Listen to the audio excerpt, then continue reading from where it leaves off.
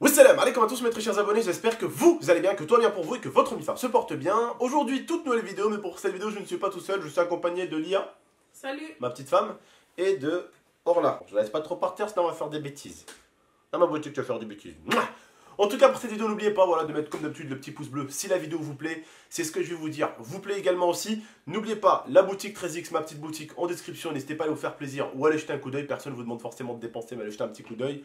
Aujourd'hui, voilà, on va parler de ce qui s'est passé très récemment avec Squeezie. Parce que comme vous avez pu le voir, il a parlé de Thibaut InShape et il a parlé de David Lafarge Pokémon. Donc pour les gens qui voudraient du drama, des insultes, des menaces, vous pouvez quitter la vidéo. Thibaut InShape, je le connais, je parle avec lui en privé, c'est un bon gars, on s'est vu plusieurs fois. Squeezie, je l'ai vu parce qu'on était à la Paris Games Week ensemble.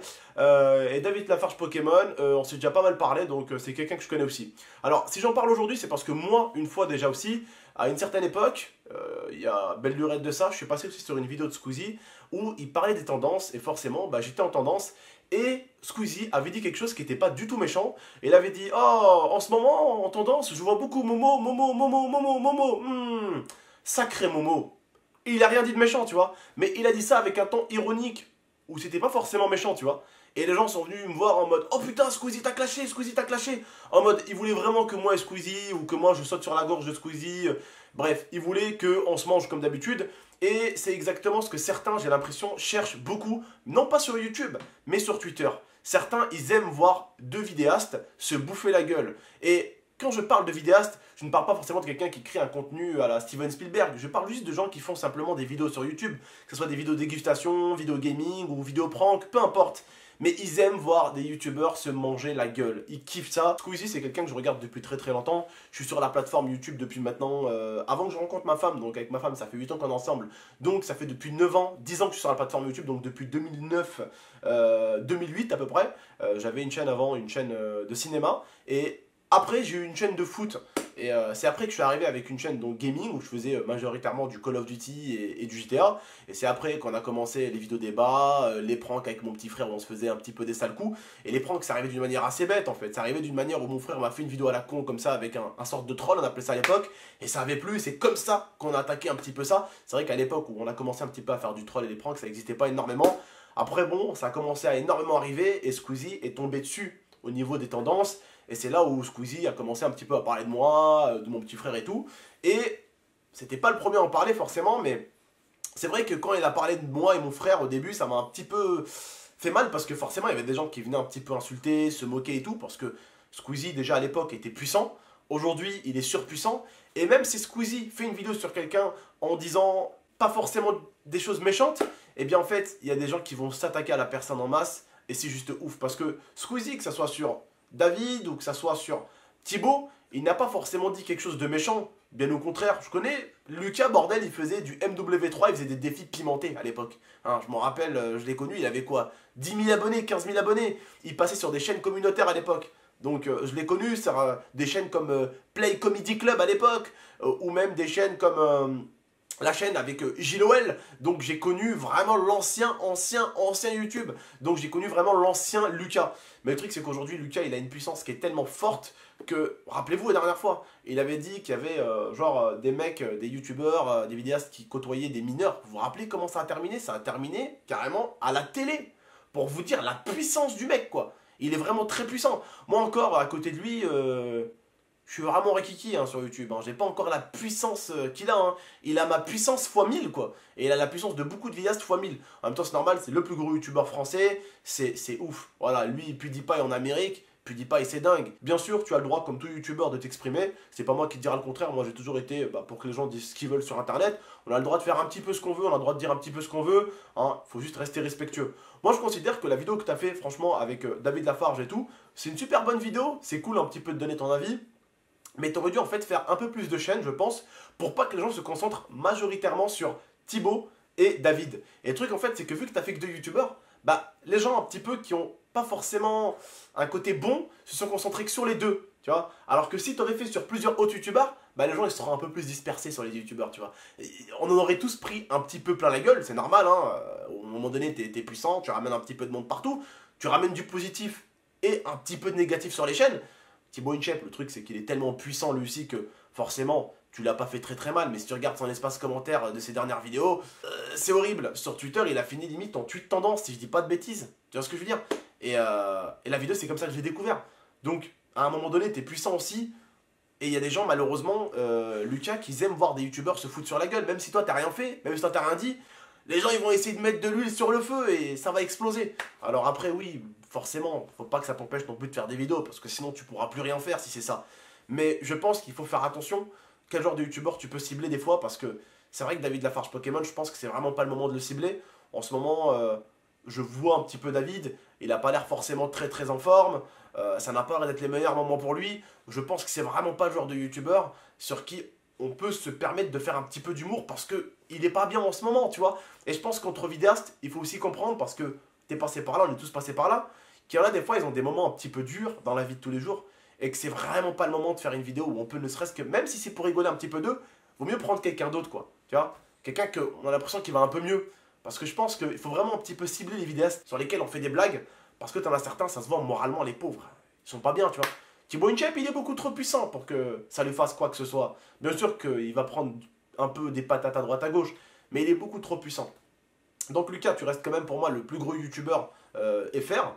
Et à mon avis, je peux pas te dire, ça me dégoûterait de dire que tu n'es pas libre de dire ce que tu veux ou de faire ce que tu veux. Bien sûr que tu es libre de faire ce que tu veux et de dire ce que tu veux. Et je pense que les gens ici sont d'accord avec toi.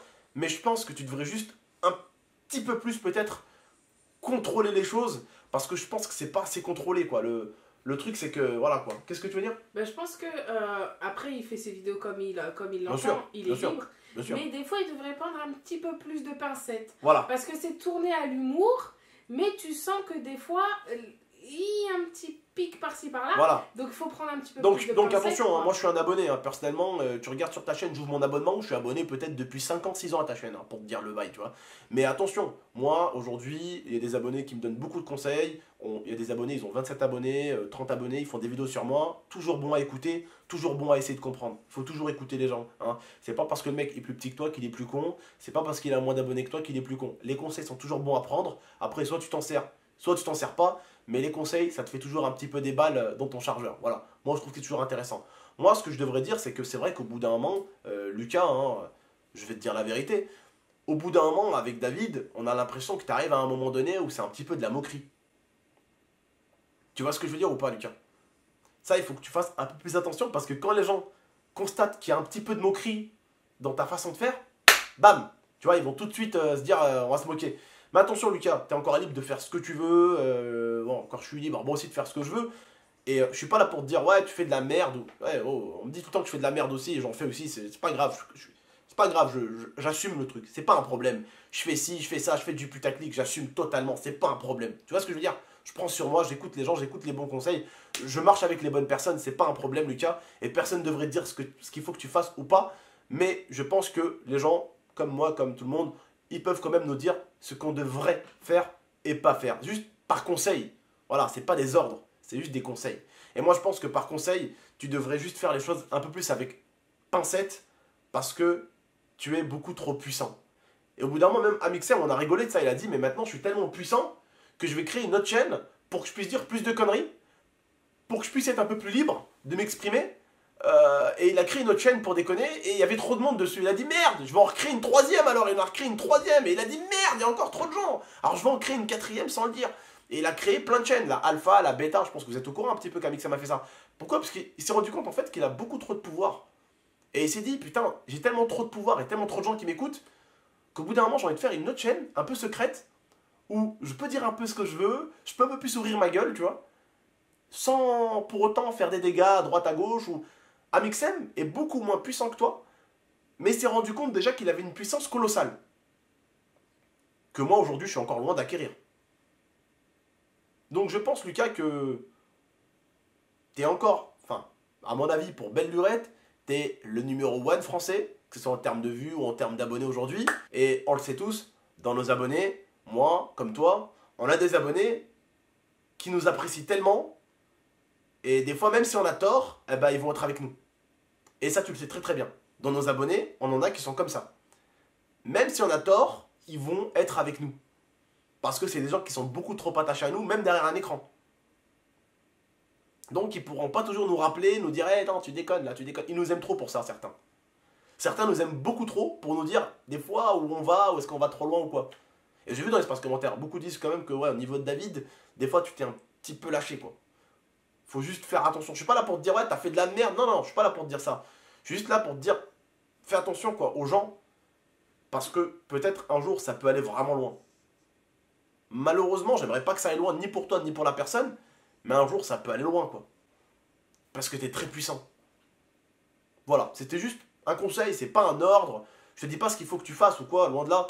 Je suis beaucoup plus petit que toi, mais je pense que même, comme j'ai dit, même ceux qui sont beaucoup plus petits que moi, on peut se donner des conseils. On est tous des vidéastes, on fait tous des vidéos sur YouTube, et on a tous des fois un peu entre guillemets le même ennemi. Hein. L'ennemi du gamer et l'ennemi du youtubeur, c'est qui? Bah, c'est la télé en ce moment qui nous crache sur la gueule, que ce soit les gamers, hein, pour eux on est des gros mongols, hein, qui sont super dangereux, hein, pour eux on est des gros mongols, des gros bons à rien, alors que ce soit toi ou moi, ou que certains autres gamers, on a des entreprises, certains ont des entreprises de manettes, d'autres ont des entreprises de ci, de ça, on est quand même pour certains des entrepreneurs. Moi aujourd'hui je suis chef d'entreprise, j'ai une entreprise, j'ai 4 ou 5 sources de revenus, comme toi tu as une entreprise avec des sources de revenus, on est quand même... Voilà, des gens qui servent pas à rien comme ils disent à la télé. Très loin de là même. Et on se débrouille seul. Hein. Et comme certains peuvent le dire, je fais de la merde, ou certains disent que toi tu fais de la merde. Bah ouais, on fait de la merde certes, mais on fait ça tout seul. Et on se débrouille avec nos propres moyens. Voilà.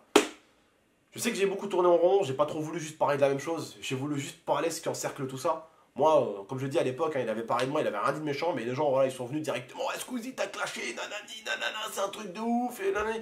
Alors qu'il a absolument pas clashé, c'est toujours un peu de l'ironie que Lucas a toujours eu, et c'est pas forcément quelque chose de négatif. C'est un peu comme Mohamed Eni, tu vois. C'est certains joueurs de foot portent plainte contre lui, alors que le mec, tu vois, qu'il est juste dans l'humour. Bon, des fois, il peut aller un peu loin, mais c'est de l'humour. C'est de l'humour. C'est de l'humour, c'est tourné à l'humour, sauf que lui, Mohamed Eni, on a compris que c'était de l'humour. En tout cas, j'espère que vous avez juste compris la vidéo, et j'ai juste voulu donner mon avis. Si j'aurais voulu faire le buzz, je l'aurais fait le jour même. Hein, on n'est pas con, hein, ça fait 6 ans que j'ai la chaîne YouTube GameX13. Si j'aurais voulu faire le buzz, je l'aurais fait le jour même. Je suis loin d'être bête, j'aurais compris la technique, mais j'ai voulu un peu laisser le temps passer. Et juste voilà, donner juste tout simplement mon avis autant que YouTubeur, tout simplement. D'accord? Et autant que pour le coup, vu que je suis abonné à toi, Squeezie, autant qu'abonné pour le coup. Comme moi, je peux avoir des fois des abonnés qui font des vidéos pour me donner des petits conseils. Voilà. Bref, prenez soin de vous et de la MIFA, tout le monde, les internautes. A très très bientôt. Ciao tout le monde, et puis j'espère juste que vous êtes d'accord sur certains points avec moi, et puis si sur d'autres vous n'êtes pas d'accord avec moi, bah, je respecterai votre avis. En tout cas, bah, prenez tous soin de vous et de la MIFA, et puis à très très bientôt. Ciao tout le monde, merci beaucoup.